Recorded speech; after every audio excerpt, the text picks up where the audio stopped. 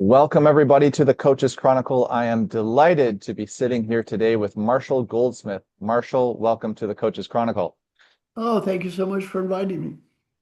All right, so let's jump right in, Marshall. You have coached more than 200 plus CEOs and worked with leaders at the highest levels of business. From that vantage point, what's the most common blind spot that you see among high performers? One of the most common blind spots is what I call the superstition trap. The superstition trap, I behave this way, I am successful. Therefore, I must be successful because I behave this way. Well, no, you are extremely successful. That is correct. And you do behave this way. That is correct again. And you are successful because of many of these things that you have done, and you are successful in spite of other things that probably are very dysfunctional. And I've never met anyone so lovely that they had nothing on the in spite of list. How do you tease that apart? How do you find those things that we're going to keep around and those things, behaviors, perspectives, et cetera, that we're going to tease out of someone's daily practice or the way they operate? Oh, I interview all of my clients over the years got confidential feedback. So I interview all their key stakeholders and I develop a profile. I talk with them and say, here's what you're doing well. Here's what you need to do better according to these people. Then I say, what do you want to do? And it's up to them as a coach. I can't make them change anything. So I say, what do you want to get better at? Then in my coaching, I have a very unique billing system. For 45 years, I didn't get paid if my clients didn't get better. And better wasn't judged by me or them, it's judged by everyone around them. So it's pretty straightforward. You are widely recognized as one of the world's leading executive coaches. For someone new to your work, how would you define what great coaching is? Great coaching, a great question first. Great coaching is largely defined by the clients, Say not more by about you. that. All right, I got ranked number one coach in the world for years. Why? Why did I get ranked number one coach? Nobody ever saw me coach anybody. Okay, what's your guess? Why did I always get ranked number one coach for years? I'm going to stretch here, but I would imagine that great leaders speak to other great leaders and share best practices. Exactly. I got ranked number one coach because great people who I coached said I was a great coach. The key to being a great coach is have great clients. The client I coached that improved the most, probably that anyone ever coached, was fantastic to start with. His name is Alan Mullally. He was at Ford. He was at Boeing when I started working with him. And he went on to Ford. The stock goes from 101 to 1840. He was CEO of the year. He also had a 97% approval rating for every employee in a union company. Unbelievable for a CEO. An amazing human being. So I talked to Alan. I said, Alan, of all the people I coach, I probably spent the least. Now, I spent hours with Alan. We're writing a book together. Now, he's a good friend of mine. But in terms of coaching, I spent very little time. I said, Alan, of all the people I coach, I probably spent less time coaching you than anyone I've ever coached, and you improved the most. And I said, I made a chart, Alan, of all the people I coach, how much time I spent with them and how much better they got. And there seems to be an inverse correlation between spending time with me and improving. I said, the way the chart looks here, had you never met me, you'd really be good. So I said, what should I learn about coaching from you? Well, he taught me a lesson that changed my life. He said, your whole job as a coach is one thing, client selection. If you pick the right client, your coaching process will always work. If you pick the wrong client, your coaching process will never work. Don't make coaching about yourself, your own ego, and how smart you think you are. Make it about the great people you work with and how proud you are of them. That changed my life. The key to great coaching isn't a coach. Key to great coaching is the client. Now, the other thing about coaching is, now you got to do what you got to do. Coaching is a very hard business, and I realize some coaches have to do stuff that's not particularly pleasant. To the degree humanly possible, my advice to coaches is never take bad business. Don't take bad business. If the client doesn't care, they don't want to get better, they've got an attitude problem, don't work with them. They're not going to get better anyway. They're not going to get better, and you as a coach will be discredited. That's fabulous advice. Marshall, much of your work focuses on behavior change rather than just knowledge or information. Why do you believe most leaders already know what to do, yet still struggle to do it? Well, I mean, the reality of life is for most of life, we know what to do. Go on a diet and work out every day. If knowing what to do would have people do it, everyone who got a physical exam would be in shape. We all know what to do. The challenge is not knowing what to do, it's doing it. And doing it is hard.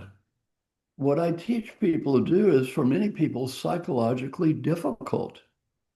It is very difficult. It's difficult to do anything I teach. Now, everything I teach is phenomenally simple. Nothing I ever teach is easy.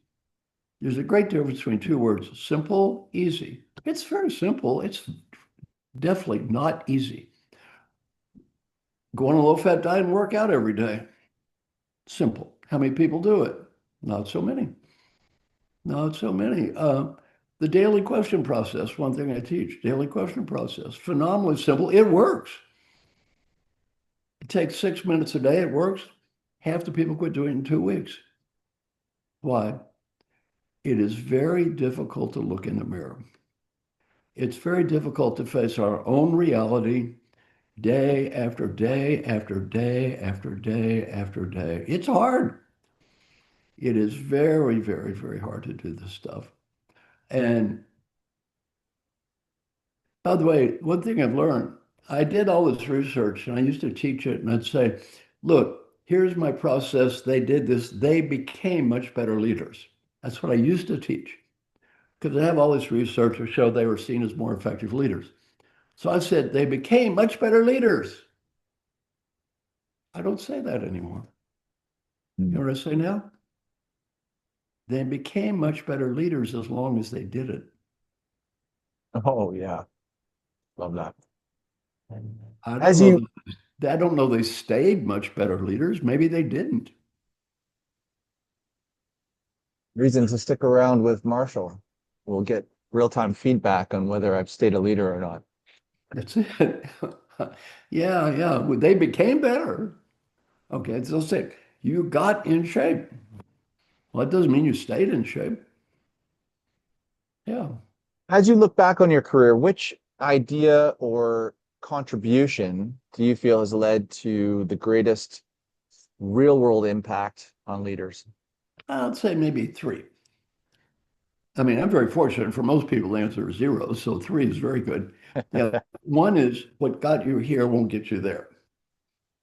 So I've sold about 4 million books, and that book sold about half of them. So that book is hugely successful. And that book still brings in money. We got over $100,000 royalties on that book last year, 17 years after it came out.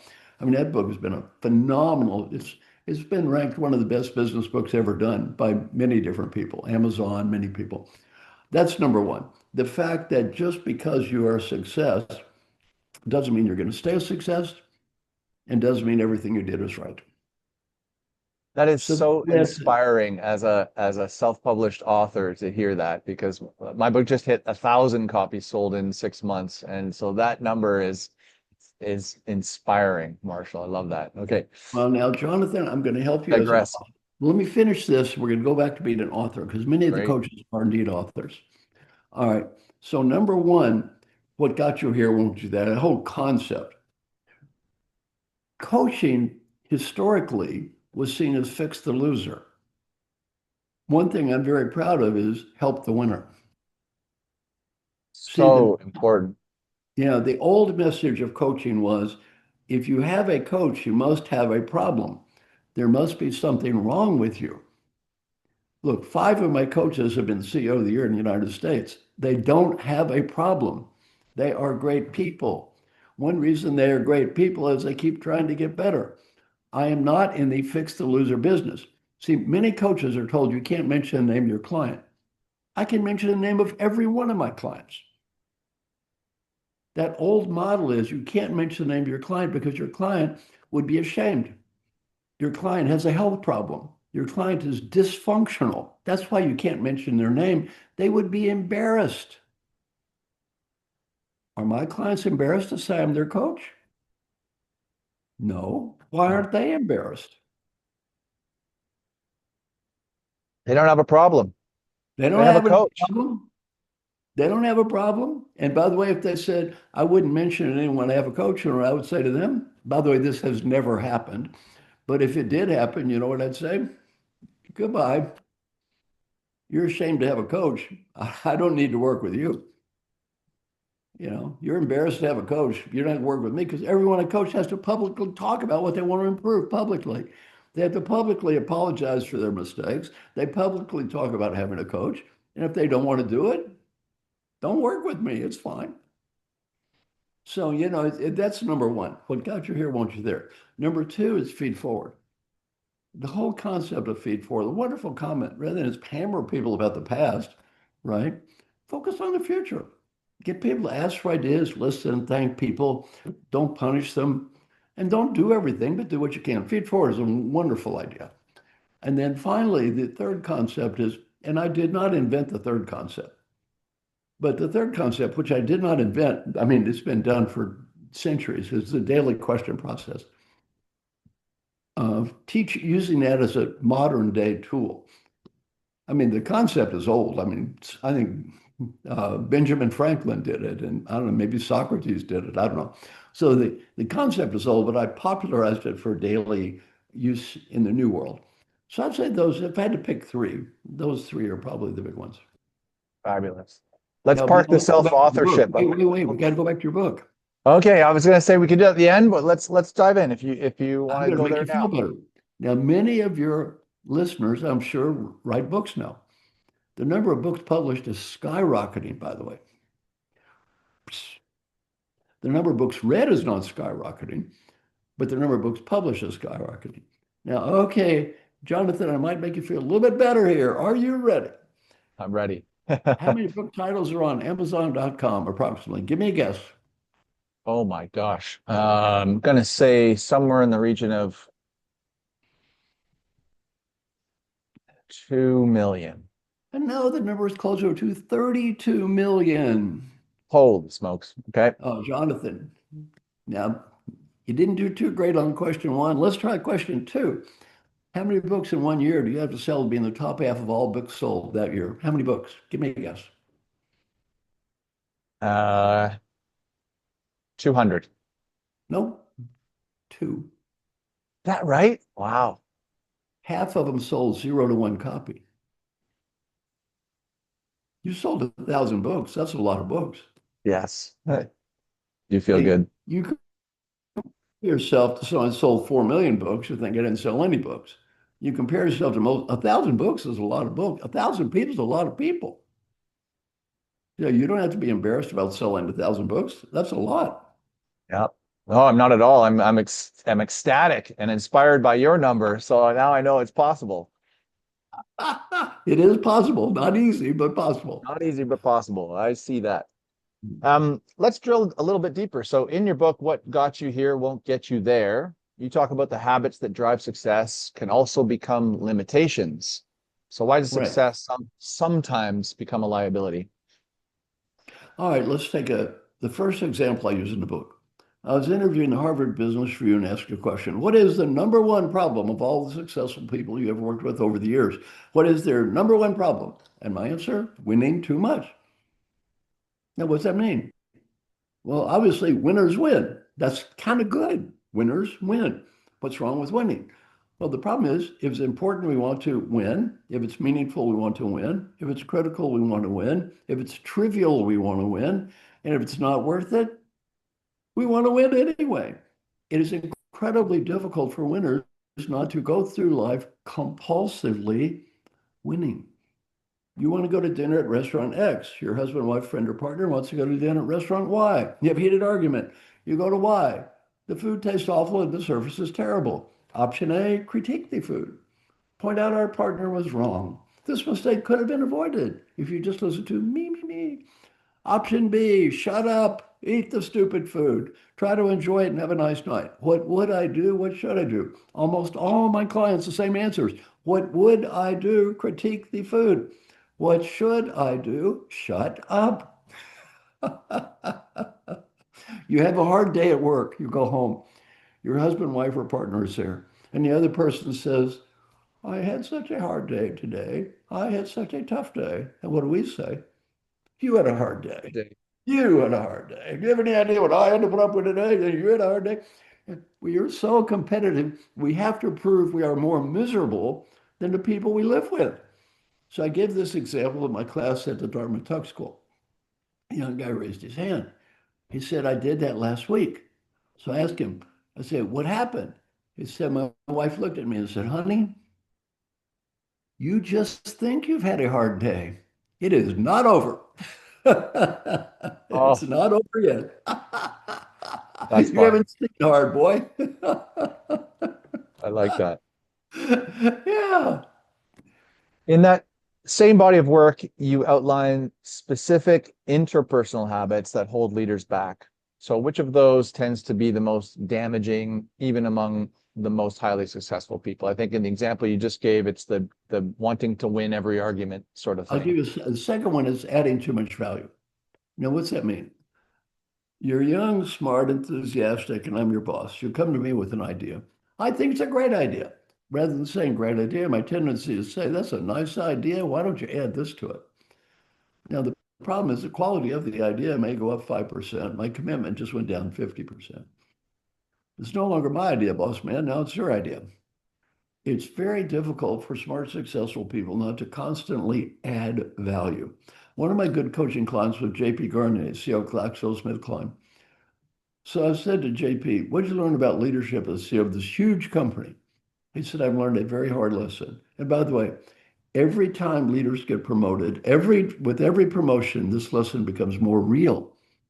I said, what did you learn? He said, my suggestions become orders. Now, I said, if they're smart, they're orders. If they're stupid, they're orders. If I want them to be orders, they are orders. And if I do not want them to be orders, they're orders anyway. My suggestions become orders. For 9 years, I trained the admirals of the United States Navy. What's the first thing I train new admirals? You get that star? Your suggestions become orders. Admirals do not make suggestions. When an admiral makes a suggestion, what is the response? Aye, sir. That suggestion becomes an order. Now, I asked JP, what did you learn from me when I was your coach that helps you the most? He said, you taught me one lesson that helped me be a better life, have a better life and be a better CEO. Before I speak, breathe, breathe, and ask one question. Is it worth it? Is it worth it? And he said, as the CEO of this huge company, 50% of the time, not 100%, 50% of the time, if he had the discipline to stop and breathe and say, is it worth it? What did he decide? Am I right? Maybe. Is it worth it? No. Jonathan, have you ever tried to prove someone you love wrong on a trivial or meaningless topic? Yes, many times in my life. I'm learning a lot from this conversation alone. Specifically, though, about the adding too much value. So easy to do, and it makes us feel good, feel smart, feel important, and in reality, it may. I think what I'm learning most about that is the commitment level of the contributor drops significantly because now it's not their idea. Love that so much. Yeah. Yeah. And by the way, let's say that the CEO's idea may improve the quality this much. Okay, but what if it damages commitment that much? So David Ulrich said, effective performance is a function of A, what's the quality of the idea, times B, what's my commitment to make it work? Well, even if the quality gets a little better, if the commitment goes down, it's not worth it. I really love that one. Yeah. You've helped popularize stakeholder-centered coaching. which involves ongoing feedback from a player's team, so to speak. What makes feedback lead to change instead of just awareness? Well, feedback doesn't lead to change in and of itself. If feedback led to change, everyone that got a physical exam would be in shape. Correct. Feedback does not inherently lead to change. What leads to change is the ongoing feed forward, follow up, and reinforcement. Now, I wrote an article called Leadership is a Contact Sport. It's on my website, www.marshallgoldsmith.com. Go and look it up. And it's research with 86,000 people. You get the feedback, you don't get better because you get feedback. See, every leader in the study got the feedback. They all went to courses taught by the same person, that would be me, and they all went through the same process, and some huge improvements, some didn't change at all. The ones that talk to people about what they learn, follow up with their colleagues, follow up with the stakeholders on a regular basis, guess what happened? Got better. The ones that sat in my course, got feedback, nodded their head vigorously, laughed at my jokes, said I was wonderful. They gave me the same evaluations, by the way, as the people that didn't change, that changed a lot. They just smiled, you're wonderful, I love you. And a year later, zero change.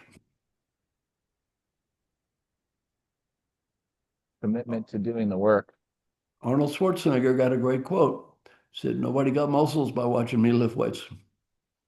They got to lift the weights. Love it. Yeah, I tell my clients, if you get better, it's not about me. Don't make it about me. By the way, the second the client makes it about the coach, all it is coach critique. No, now I have an advantage. I said, I've already been ranked #1 coach in the world forever, so let's don't go critiquing me. This is not about critiquing me. No, this is about you. See, this whole coaching thing is not about me getting better. No, that's not what it's about. It's about you getting better. I'm not getting paid for me to get better. I'm getting paid for you to get better. I love it. So let's drill into this concept of feed forward, which is absolutely magical. So rather than feedback, you shift the Right, focus from past mistakes to future improvement. right. So can you briefly explain exactly what feed forward is, how you employ it, and why it's more effective than traditional feedback? Okay. Now, I am not anti-feedback, so I'm frequently characterized as not being in favor of feedback. Every one of my clients gets confidential feedback. So that is often a mischaracterization of me. Everybody I coach gets feedback. You raised a great question. Do they get better when they get feedback? Answer, no. They do not get better because they get feedback, right? Every one of my clients gets confidential feedback. Feedback is great for one thing, knowing where you are. Feed forward is good for getting to where you want to be. Two different purposes. So let's imagine you're my client, Jonathan. I interviewed all of your key stakeholders, average 18, by the way. I asked them 5 questions. What's Jonathan doing well? What's Jonathan need to do better? What situations bring out the best in Jonathan, the worst in Jonathan? And any ideas for Jonathan on any topic, what would they be?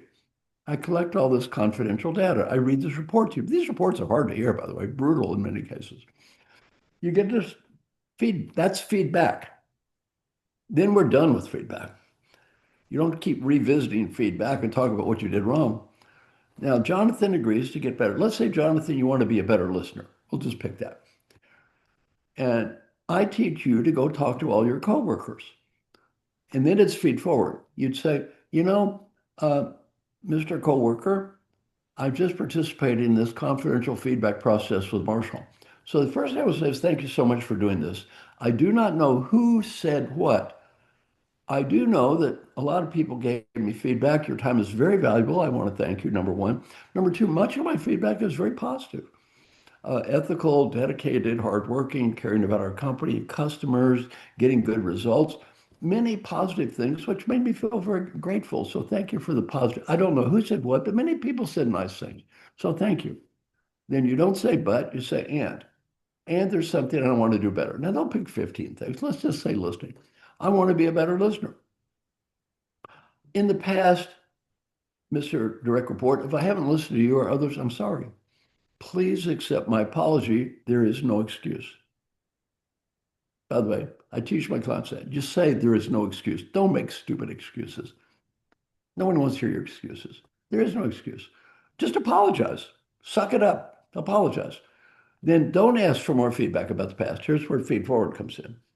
I'd say, I am not going to ask you for more feedback about the past. I can't change the past anyway. Give me ideas for the future. If you want to see me be a better listener in the future, what are ideas you might have for me? Now, whatever they say, you as the leader, sit there, shut up, listen, take notes, and say thank you. You can't judge or critique. You just say thank you. Now, you don't promise to change everything. You say, look, I'm going to thank you for all this. I can't promise to do everything everybody says. I can't promise to listen to everyone. And I can promise to think of what everybody says, and I can promise to do my best. I'm going to follow up with you. And when we follow up, we're going to do this feed forward again and again and again. And a year later, we get measured, and my clients got better. I got paid. Now, here's a subtle but important point on feed forward. What if they say something good? Here's a temptation. Don't say great idea. Here's why. Let's say I'm your manager, Jonathan. I say, Jonathan, feed forward, give me ideas. You give me the first idea. Jonathan, that's a great idea. The second idea, that's interesting. The third idea, I say nothing. Am I listening to your ideas or am I judging your ideas? I'm Judging. grading your ideas. And if I'm your boss, you're going to learn to look at my face. And you know what ideas I'm going to start getting? The ones I want to hear. Mm. You're going to start feeding me the ideas I want to hear, not the ones I need to hear. Oh, very good. You mentioned a practice called daily questions. So my understanding is individuals track their effort rather than outcomes. Yes. So explain a little bit more about that, and how does that simple shift create meaningful results for the leaders that you coach? All right. Now, the daily question process. First, the history is, I didn't invent this. I mean, Benjamin Franklin did daily questions, and I think Socrates or somebody long ago. So I'm far from the inventor of this concept. The daily question process, you figure out the most important elements of your life and you write questions about these, and then every day you evaluate yourself. Now, I'm going to give the listeners 6 daily questions that take 2 minutes a day. I've researched from thousands of people. If you answer these 6 questions every day, you're going to get better. 6. It takes about 2 minutes a day. Half of the people that say they're going to do this quit in 2 weeks. 2 I'm going to give weeks. you, what, 2 weeks. Okay, here are the questions, 6 questions. And they all begin with, did I do my best to? Now, my daughter Kelly taught me that. For example, Jonathan, if I ask you, were you happy yesterday? You say, no. You know why? Well, it was hot. People are mean. Whose fault was it? Them. If I ask you, did you do your best to be happy? Whose fault is it? Mm. Me. Every question begins with, did I do my best to? Now, my daughter Kelly taught me that. My daughter Kelly, very proud of her. She's an endowed professor at Vanderbilt and associate provost, very good researcher. She got a PhD at Yale. And she said, Daddy, try this daily questions with active questions. That gets people to take responsibility. Great idea, by the way. I mean, proud father, and also a great idea. So when I do that, the first of the 6 questions is, did I do my best every day to set clear goals? Did I do, it doesn't say you set the goals. Did you even try to set the goals? Number 2, did I do my best to make progress toward the goals that I set? Many days we set goals and 5 minutes later we forgot what they are. Phone call, I get lost. Did I do my best to find meaning? So I'm saying, did somebody give me meaning? Did I do my best to create meaning in my own life every day? Did I do my best to be happy? Did I do my best to be happy? Rather than saying, did the rest of the world make me happy? Did I do my best to be happy? Did I do my best to build positive relationships? The typical employee engagement question, do you have a friend at work? This question is different. Were you the friend? Mm. And the final one, did I do my best to be fully engaged?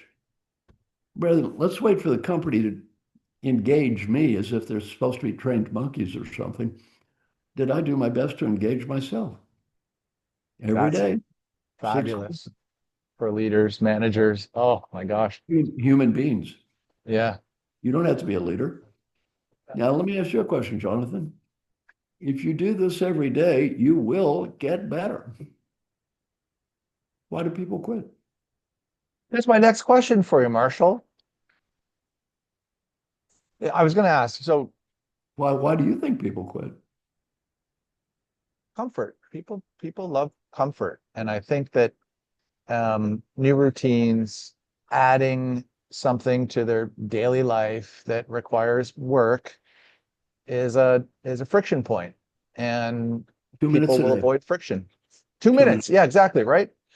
Um, Laziness. It's painful. What is it? It's embarrassing. It is embarrassing to look in the mirror Wow. and face the reality of our own existence as opposed to blame others.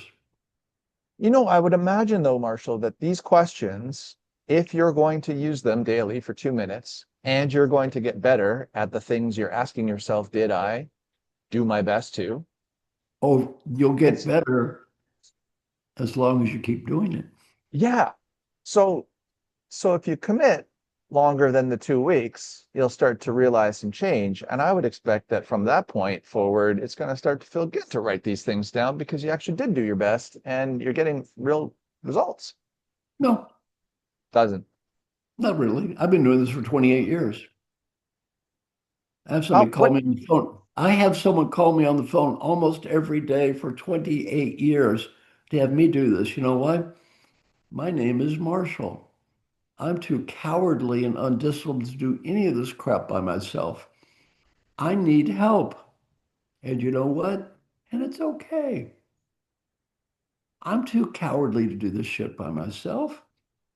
You think I do all this crap I preach by myself? It's hard. I don't do this stuff. If I don't have somebody beat me over the head, I'm not going to do it. My name is Marshall. I am cowardly and undisciplined. I need help. And it's okay. Who we kidding here? We all need help.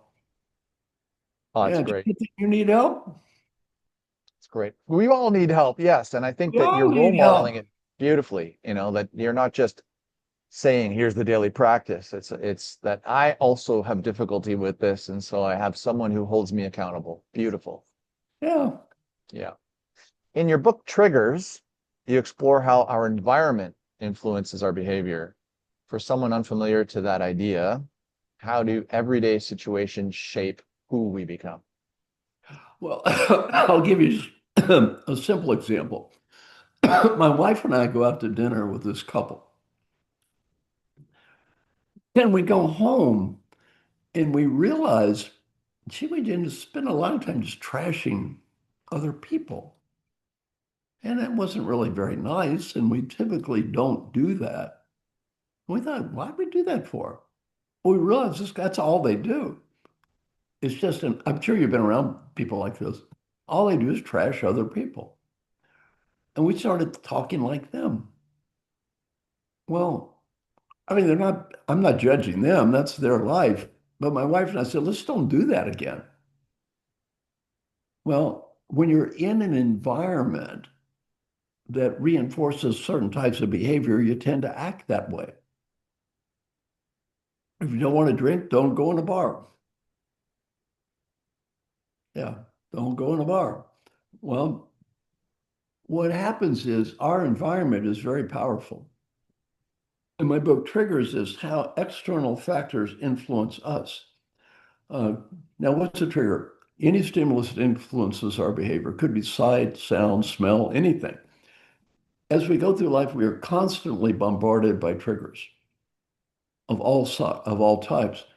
And it is very good to try to become aware of how these triggers are influencing us. My friend Martin Lindstrom is the world's expert on branding. His estimate is maybe 15% of our decisions are really conscious. Most of them are unconscious. We're influenced constantly by environmental factors. Advertisers understand this to manipulate people. For example, does some guy ever walk in to a bar and say, I want that Budweiser beer because I like that horse and that little dog? How many men would ever say that? None. How many men walk into bars and buy the Budweiser beer because that horse and that dog? Millions.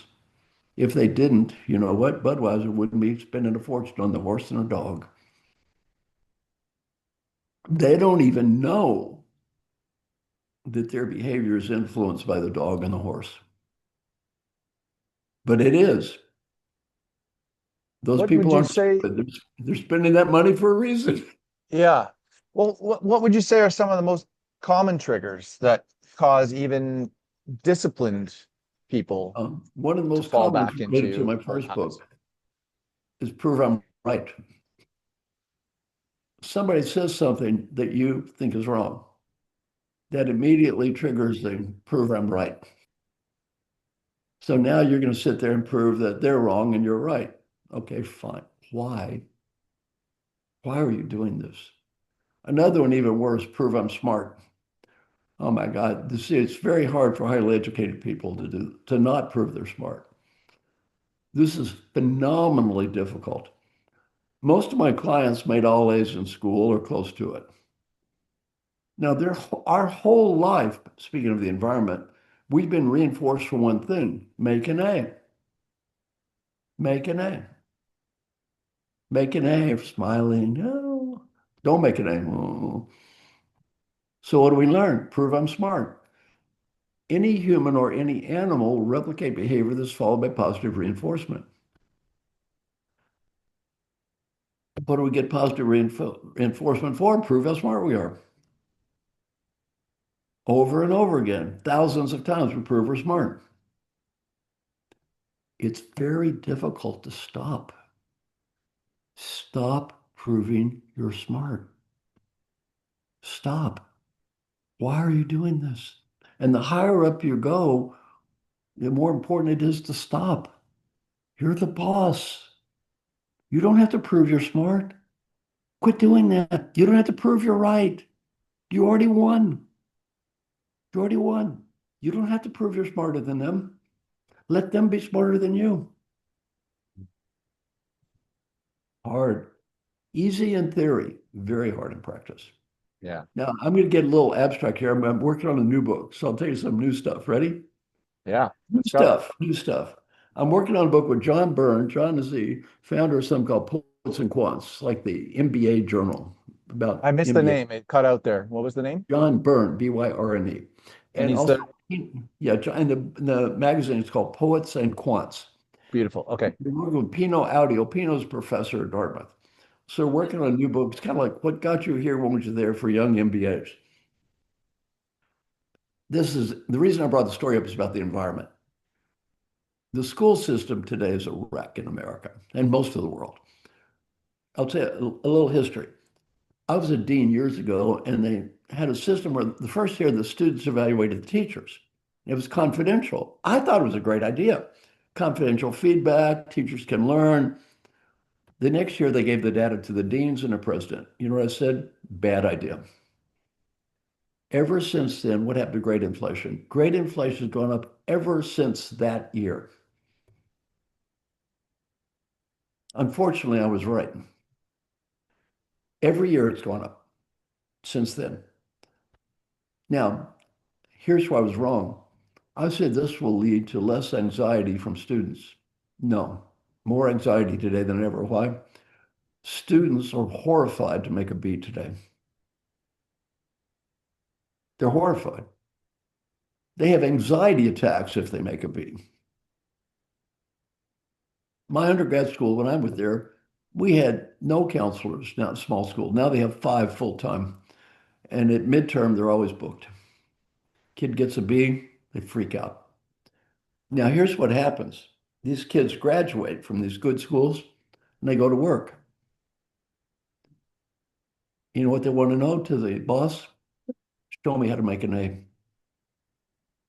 In my LinkedIn, that's all. I've looked at the student evaluating of teachers in colleges. Number one critique, show me how to make an A. It's not, I want to learn something. It's not even you're entertaining as a teacher. Show me how to make an A. They go to the real world, right? Now this is where the problem kicks in. You go to the real world. Boss, show me how to make an A. I did a LinkedIn survey. What do you want from your boss? 4 questions. More delegation, more support, more coaching, more direction. Now, if I hadn't prepped you for this, what would you have guessed before we talked? The answer would have been. Oh my. Uh, no idea. I guessed more delegation. Right. Okay. Of That's what I course. would have said. Oh, no. More direction equaled all the others combined. They don't want less direction from the boss. They want more. Now, what's the number one critique of the boss for the young people today? All they want to do is be told what to do. I wonder why. Hmm. I wonder why. How do you flip that script? I don't know. It's tough. Yeah.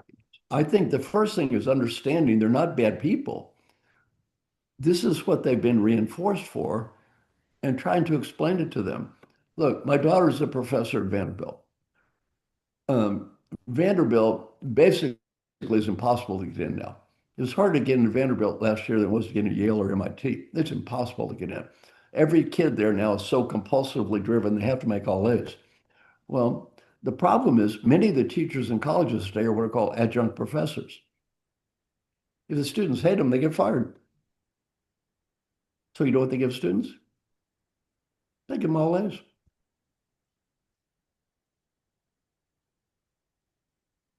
Something's broken there. Something's broken. Well, then they graduate. Then they graduate into this new, and here's the difference. The adjunct professor can give you all A's. Your boss in the real world does not have unlimited money and promotions. They can't promote everybody. It's like, why didn't I get promoted? Well, I didn't get promoted, boss, because you didn't show me how to make an A. You didn't show me how to get promoted. It must be your fault. No, it's not the way the world works. It's just, I think, really just the first level. I'm not fixing this problem immediately, but the first level is trying to understand the problem and realize it's not that they're bad people. They have been reinforced for one thing, make an A. The teachers have been reinforced for one thing, show me how to make an A. That's this game is established, right? Well, breaking that, you need to sit down and spend a lot of time early with young people and say, let's just talk about the difference here. And the difference is all those peers of you, they made all A's too. And we do not have unlimited money and resources to hand out to everyone. Most of you are not going to make A's. And it doesn't mean you're bad or there's anything wrong with you or them. That's it. So it's a really interesting challenge. Yeah. I wonder if there's some insights from an earlier book of yours, The Earned Life. You introduce the idea of living life aligned with your values instead of external expectations, maybe the need for an A. What does the Exactly. earned life really look like in practice? Well, the earned life. Now, by the way, that book, although it wasn't a New York Times bestseller, didn't sell as many copies as the other ones because of the title. I should have called it The Easy Life and it sold lots of copies. Or 1 minute life or the 4 hour life or something Right. like that. But anyway, the earned life, bad title, bad title. Nobody wants to earn it, Marshall. Nobody wants They want to be that. given. I don't I know. mean, it was a New York Times bestseller, so it did sell quite a few copies. Right. Anyway, back to the earned life. The earned life says, what's really important in life? And what's important in life? Not that much. One is in the earned life. Then I'll get back to your point about end results. If you look to earn life, what's really important? One, take care of your health. Now, as you get older, like me, I'm 77. You take care of your health, you realize that's important. Number two is because you don't have your health, the rest of this stuff doesn't matter too much. Number one is take care of your health. Number two is good relationship with people you love. I mean, don't get so busy climbing the corporate ladder you forget the people you love. That's a big mistake. Then number three is you need enough money. Now, what's enough? You got to define what enough means for you. But for example, I mean, that's it. Once you have enough money, that as you define enough, that's fine. And it's not necessarily you have to be worth millions of dollars. And then after that, assuming you have enough money, you got good relationships, people that are you're healthy, what matters? Three things. One, you need a higher purpose in life. Why am I doing this? Because all my community of readers, they work hard. But why? Why are you putting in all these hours? Number two is you need to have meaningful achievement. I mean, you can't just sit there and do trivia stuff all day. You need to do something that's meaningful to you, and it needs to be connected to your higher purpose. And then finally, number three, you need to enjoy the process of life. You know, in my new research, I've concluded we're all going to be equally dead here. Last time I checked, we're all going to be equally dead. So enjoy it. You know, what the hell? We're going to die anyway, right? Have a good time. That's So back to great. that's what you need to have a good life. Now, here's the problem with outcomes. The oldest poem in history is called the Bhagavad Gita. And the whole purpose of the Bhagavad Gita is to never become fixated on outcomes for a variety of reasons. One, you don't control the outcomes. You don't control all the outcomes. And then number two, what if you achieve something? All right, let's say you have a great achievement one year. That's nice. How long is that going to make you happy? Week? Yeah, one of my clients had one of the greatest corporate years in the history of the world, Albert Burlow, CEO of Pfizer. So I call Albert, how's it going? Oh, hey, great year, came up with that vaccine. I said, Albert, I took that vaccine. Good job. Good job. Maybe saved 1 billion lives there. Good work. Very proud. I should have been proud. Worked very, very successful. Stock price all-time high, CEO of the year, blah, blah, blah, blah, blah. I said, Albert, that's wonderful. What's your problem? He said, I have a huge problem. I said, what is it? Next year. You think any of the people buying that stock cared that you came up with a cure for COVID? Last year. Next year. Look, you put your soul on that kind of stuff, you just head for a lot of disappointment in life. You know why? Next year. So this is the perfect segue. Many high achievers reach significant levels of success, but still feel unfulfilled. From your perspective, what are Yeah. they still missing? Well, the problem is they're looking to be fulfilled by something called achievement, money, status. No. The key to being fulfilled is not out there. The key to being fulfilled is in here. You're never going to find any fulfillment out there. My favorite movie is The Wizard of Oz. I'm a philosophical Buddhist. A lot of people don't know this. That movie is a Buddhist movie. The author was a Buddhist. And the essence of the movie is you're looking for the answer out there. It's not out there. The answer's in here. You're not going to make enough money to ever be happy. You're not going to get enough degrees to be happy. No, It's not over the rainbow. no. So, assuming somebody reaches that level of fulfillment, then what changes about achievement? This is a very important point. Even your question had a connotation of when you get there. There isn't a there. Yeah, I agree. There isn't a there. Yeah, it's more of an allowing. Yeah, Look, life is a process, not an outcome. yeah. All right. There isn't a there. Look, if doing the crap I teach would lead to some sort of permanent form of anything, would I have to have someone call me on the phone every day? No. You wouldn't be a coach, you'd be a magic pill. Yeah. Don't I have it figured out by now? No, nobody does. You're never going to get there because there isn't a there. Yeah. Yeah, Um, we want to believe I get to this place and everything's going to be wonderful for eternity and I've got my act together and I've got it all figured out. There are no human beings like that. If there is, I've never met one. when someone, let's be careful. I'll be articulate this carefully then. So someone has found or allowed or accepted a level of fulfillment that comes from an inner drive or an inner level of acceptance, could say. What what shifts or changes about the quality or the specificity of what they are achieving with that level of Well, fulfillment? I think what happens is first realize happiness and achievement are independent variables. Mm. See, a lot of people believe that achievement leads to happiness. Happiness and achievement are independent variables. Achieve to achieve. Be happy to be happy. Achievement's not going to make you happy. There is Uh, no achievement in the world that's going to make you happy. yeah. So essentially what I'm hearing is your achievements will still achieve, you'll just feel better doing it, Yeah, yeah. Well, separate to the achievement. they're independent Yeah. variables. Mutually exclusive. You may or may not achieve. Oh yeah. Great. Yeah, you may or may not achieve more. See, I mean, one thing in the West, we totally worship the God of achievement.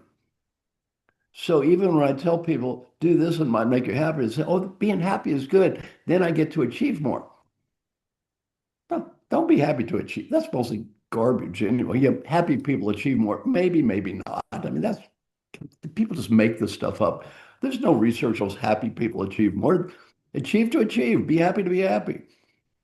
Love people to love people. Oh, so simple. You've spent decades in the coaching world now. Um, one might call you one of the OGs. How has the industry changed since you began, and what trends are shaping the future?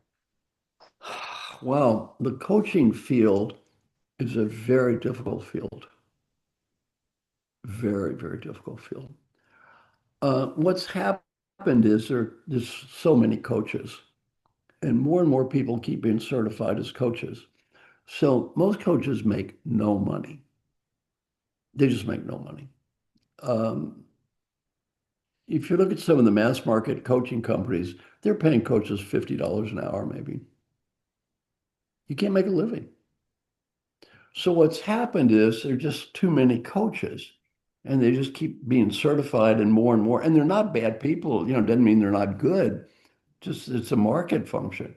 So there's a huge market problem.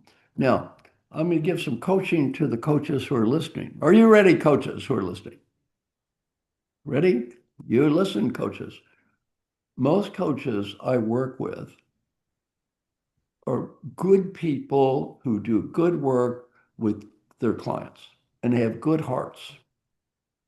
They are terrible at personal marketing and they typically have a phobia about self-promotion. What's responsible for that? What's the self-promotion Oh, it's just a lot of piece? old crap and guilt. I mean, I don't want to go into the historical details of this, but basically, poor people have been controlled by years by rich people who made them ashamed to try to do more. And, nouveau riche kept putting people down who had too much ambition, and kept saying, don't be striving, don't be trying for more, right? So that came from a bunch of rich people. And you know what? They could say that because they didn't have to work. Hmm. Now, Peter Drucker taught me some lessons. Are we ready, coaches? I'm going to give your coaches, I've got two punchlines. This is number one, and then we'll close with my best advice as a human. But this is my first advice for coaches. Coaches, Learning from Peter Drucker. I'm going to ask the coaches questions. This can be hard for the coaches to hear. Are we ready, coaches? Peter Drucker, my mentor, taught me a great lesson. One, we're here on earth to make a positive difference, not to prove we're smart, not to prove we're right. Well, that led to the book, What Got You Here, Won't You There? That one point. We're not here to prove we're smart. We're here to make a difference. You don't make a difference, who cares if you're smart? Prove you're smart goes backwards a lot of times. So we're here to make a positive difference. Now, coaches, are you ready for questions? Question number one for all you coaches. If you became more powerful and influential, would the world be worse off or better off? What do you think? Well, Jonathan, what do you think? If you become better off or worse off? If I became a coach, If you became more powerful and influential, would the world be better off or worse off? better off. Better off. I agree. You seem like a good guy. Yay. Does trying to become more influential sometimes make you feel uncomfortable? Self-promotion perhaps make you uncomfortable. You can. Yes, it does. Well, now I have a question. What's more important to you? Making the world better or being comfortable?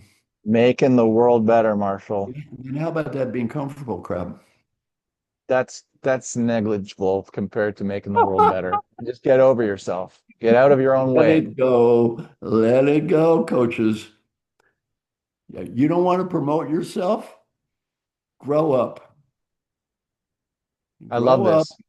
Grow up. You don't want to promote yourself. Don't sit there and whine because you're making $50 an hour. Fabulous. I typically end with the question, if you could share one piece of earned wisdom with a new coach entering the industry today, what would it My be? And that final question is sounds a like, big question about life. oh, Yeah, okay. that I answered the new You coach. did. You did. That's perfect. So Final let's question about life. Okay, are go. we ready? Open-ended. Okay, breathe. Smile. Do the hand like hand. Let go, let go. I want you to imagine that you're 95 years old and you're just getting ready to die. You're on that deathbed. Here comes that last breath. But right before you take that last breath, you're given a wonderful gift, the ability to go back in time and talk to the person listening to me right now. The ability to help that person be a better coach, even more important, have a better life. What advice would that old you have for the you that's listening to me right now? You don't have to say anything, but what would that old person be saying? Well, my To friend, to myself, you're saying? That's I don't know, three answers come from people. okay. Number one, be happy now. Not next week, not next month. Great Western disease, we discussed this. I will be happy when I get the money status BMW, I will be happy when. We all got the same win. Be happy now. Be happy now. Now, Jonathan, how old are you? I'll be 50 in July. You'll be 50. I am 77. Now, Jonathan, you might be thinking, easier for you to say, oh man, you sold 4 million books, got all this crap, blah, blah, blah. Easier for you to say, Jonathan, you got something I don't have. You know what that's called? 20, Time. 27 years. You want me to send you a few books there? Yes. You send me the 27 years? Be happy now. Number two, friends and family. Again, very important. Take care of the people you love. And then number three, just go for it. Business advice isn't much different. Have fun, enjoy what you're doing, have great relationship with people, help people. The good thing about coaching, you get to help people, and then enjoy the process of life. That's it, and go for it. And finally, what's my goal? As old fellow, I have one goal: help you have a little better life. So I hope all you people listening, I hope you have just a little better life. Also visit my AI, marshallgoldsmith.ai. Go to my LinkedIn things. I do LinkedIn posts multiple times a day, and I give everything away. All my materials available for free. Marshall, I have really enjoyed this conversation. I've learned a ton from you already. I'm going to off today to just enjoy life, enjoy my day, and breathe and just accept. But I really want to thank you for your time, your experience, your wisdom, your knowledge, and just you're a great guy. I really just enjoyed being with you today. Thank you so much for being here. Well, thank you so much for inviting me. And here's my feeling. If I can help even one person on this call have a little bit better life, today's a good day for me. And if they're coaches, they help someone else have a little bit better life, even better. Beautiful. Thanks, Marshall.